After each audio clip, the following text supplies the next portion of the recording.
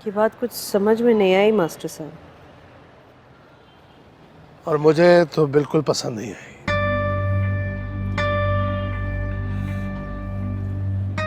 आप मना कर दीजिए उन्हें। अब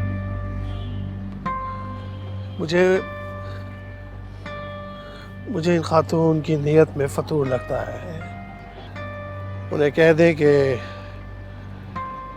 आइंदा यहाँ ना आए, मना कर देते। मैं ऐसे घराने में अपनी बेटी को कैसे भेज सकता हूँ जहाँ मेरी बेटी के साथ इतनी ज्यादती हुई हो।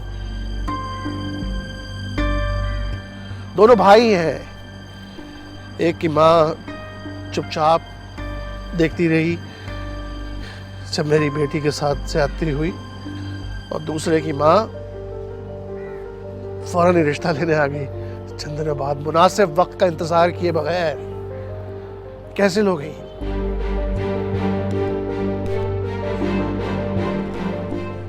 मेरी बेटी दोबारा उस घराने में नहीं जाएगी। एक तजुर्बा काफी है। आप मना कर दीजिए।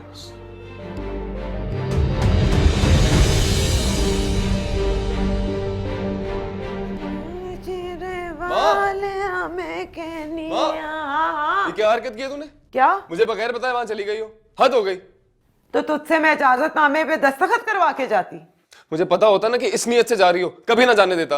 और तुझे मसला क्या है? मुझे मसला क्या है? मुझे मसला ये है कि तलाक याफ्ता रहेगी है तेरे बेटे के लिए बस। एक तो इतनी मुश्किल से मैं तेरी वहां पे शादी करवाने की कोशिश कर रही हूँ मनूस, और तू ऐसी बातें कर रहा है।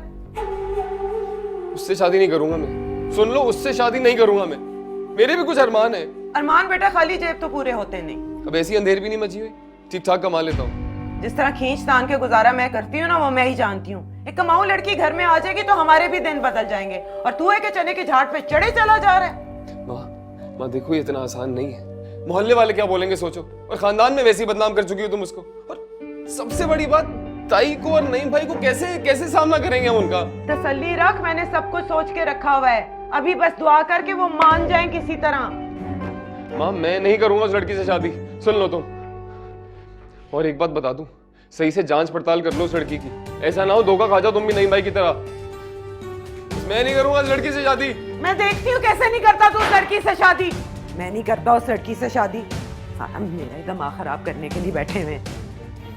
नहीं करूंगा मैं वहां शादी। शादी तो इसकी वहीं होगी। दिमाग तो खराब नहीं हो गया उनका? ऐसे कैसे आ गई वो मुंह उठा के आपका रिश्ता मांगने के लिए? एहसान करने आई थी, रिश्ता मांगने नहीं आई थी। तो आपको उन्हें उसी वक्त इनकार कर देना चाहिए था और धक्के देके उन्हें इस घर से बाहर निकाल। घर आए मेहमानों के साथ इस तरह सलूक नहीं करते। ऐसे मेहमानों के साथ ऐसे ही सलूक किया जाता है। और मान ले मेरी बात, एहसान जताने नहीं आई थी, देखने आई थी कि हम लोग किस हाल में। जब जिंदगी सौतेलापन दिखाए ना,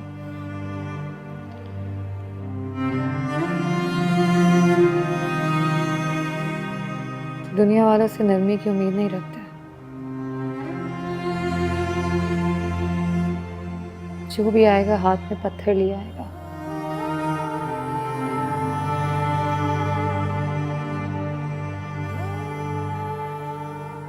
मारने का अंदाज अलग होगा।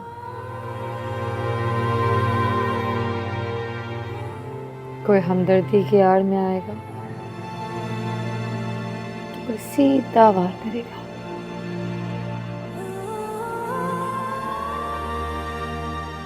करेंगे सब एक जैसे ही सलूक।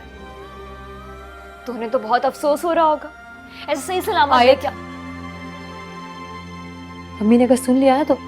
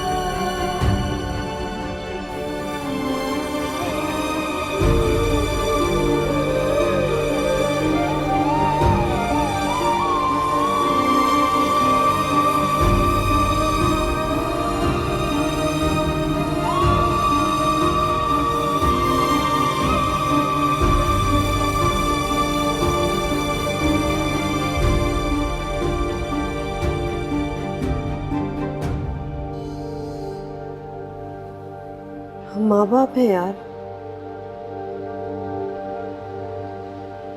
उम्मीद तो होती है कि हमसे गलती नहीं होगी, लेकिन ऐसा होता नहीं है।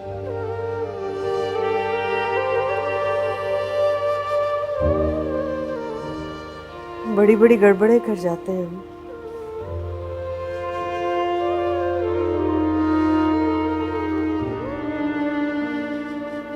कभी उन्हें छुपा लेते हैं और कभी उसकी सजा तुम लोगों को भुगतनी पड़ती है।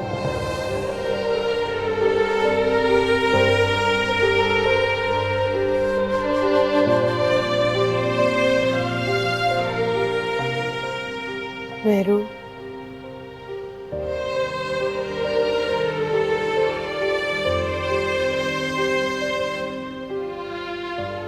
मुझे बहुत तकलीफ हो रही है तुम्हें इस तरह देख के।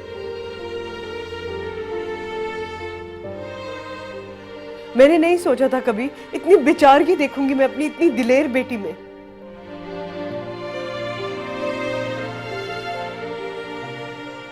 हमसे गलतियां होंगी बेटे, हम गिरेंगे, संभलेंगे, लेकिन हम एक दूसरे को छोड़कर भागने का नहीं सोचेंगे कभी। कसूर हमारा था मेरू, तुम्हारा नहीं। तुम्हें किसी को कुछ साबित नहीं करना है बेटे। तुम खुद को कसूरवार समझना बंद करो। और आज ये रिश्ता, ये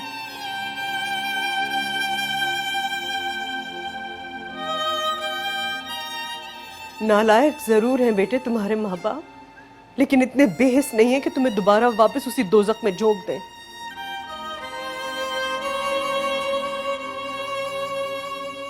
परेशान मत हो मेरू।